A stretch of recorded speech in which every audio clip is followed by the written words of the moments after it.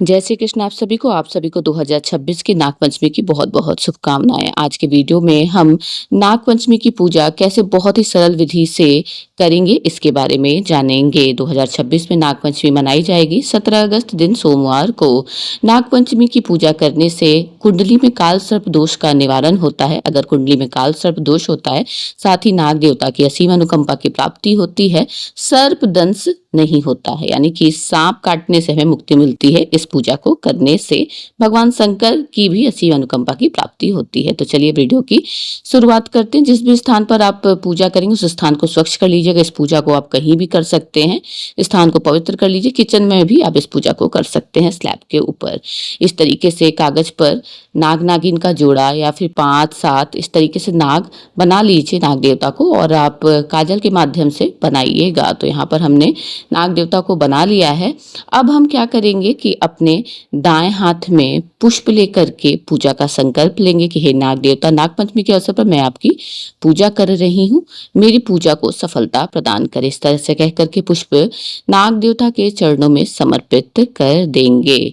इसके पश्चात हम नाग देवता को सांकेतिक स्नान करवाएंगे जल का छींटा मार के पुष्प के माध्यम से। तो यहाँ पर हमने सांकेतिक स्नान करवा दिया है। अब कलश में जल भर करके और एक पुष्प डाल करके हम नाग देवता के बगल में रख देंगे। कलश में जल भर करके रखना बहुत ही अनिवार्य हिस्सा होता है किसी भी पूजा। इसके पश्चात हम दीपक प्रज्वलित कर देंगे जो कि पूरी पूजा का साक्षी होता है। इसके बाद हम नाग देवता के ऊपर वस्त्र रूपी कलावा समर्पित कर देंगे। इस प्रकार से यहाँ पर मैंने 5 भागों में वस्त्र रूपी कलावा को डिवाइड कर लिया है और सभी नाग देवता को इस तरीके से हम कलावा जो है वे अर्पित कर देंगे। इसके पश्चात हम नाग देवता को तिलक करेंगे। कुमकुम, हल्दी, चंदन का तिलक करेंगे।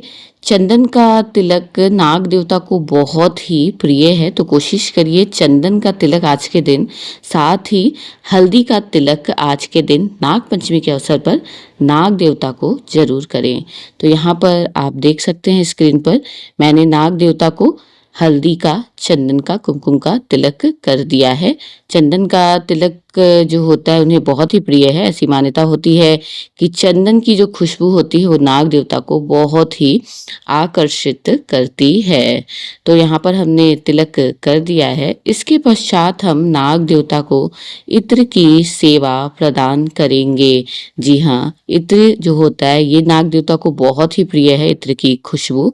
तो नाग पंचमी के अवसर पर आप जब नाग देवता की पूजा कर रहे हैं तो इत्र जरूर से शामिल करिए उस पूजा में। तो यहाँ पर हमने इत्र की सेवा भी प्रदान कर दी है। इसके पश्चात हम पुष्प नाग देवता को अर्पित करेंगे। पुष्प अगर आपको सुगंधित मिल जाते हैं तो बहुत ही उत्तम है, नहीं तो आप कोई भी पुष्प लगा सकते हैं, नाग देवता पे चढ़ा सकते हैं। श्वेत पुष्प अगर मिल जाते हैं तो वो भी बहुत ही उत्तम होगा। वैसे आप बिना पुष्प के भी इस पूजा को कर सकते हैं। तो यहाँ पर हमने पुष्प नाग देवता के ऊपर समर्पित कर दिया है। अब हम यहाँ पर भोग अर्पित करेंगे, जिसमें मुख्य भोग जो नाग देवता को चढ़ाया जाता है वो लावा और दूध का ही भोग होता है। ये मुख्य भोग होता है, यही चढ़ाते हैं नाग देवता को। उसके बाद बहुत ही प्रेम से हम नाग देवता को धूप दिखा देंगे। धूप से वातावरण भी सुगंधित होता है और नाग देवता को भी धूप की जो खुशबू होती है वो अति प्रिय है।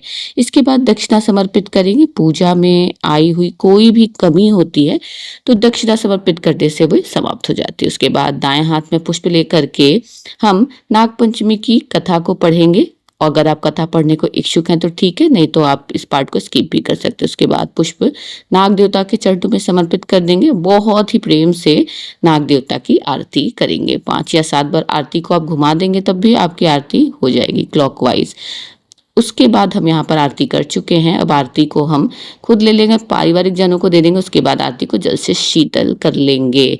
उसके बाद हम यहाँ पर नाग देवता से पूजा में आई हुई त्रुटियों के लिए, कमियों के लिए सबसे अंत में क्षमा याचना करेंगे। तो यहाँ पर नागपंचमी की पूजा बहुत ही सरल विधि से कैसे की जाए आपको बता दी गई है। वीडियो अगर पसंद आया हो तो चैनल को ज़रूर लाइक करिए, सब्सक्राइब करिए।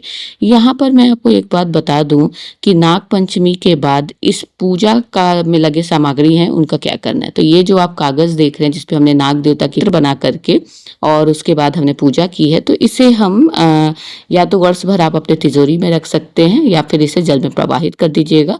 तिजोरी में रख देने से कहते हैं कि धन जो होता है वो बहुत आने लगता है घर में।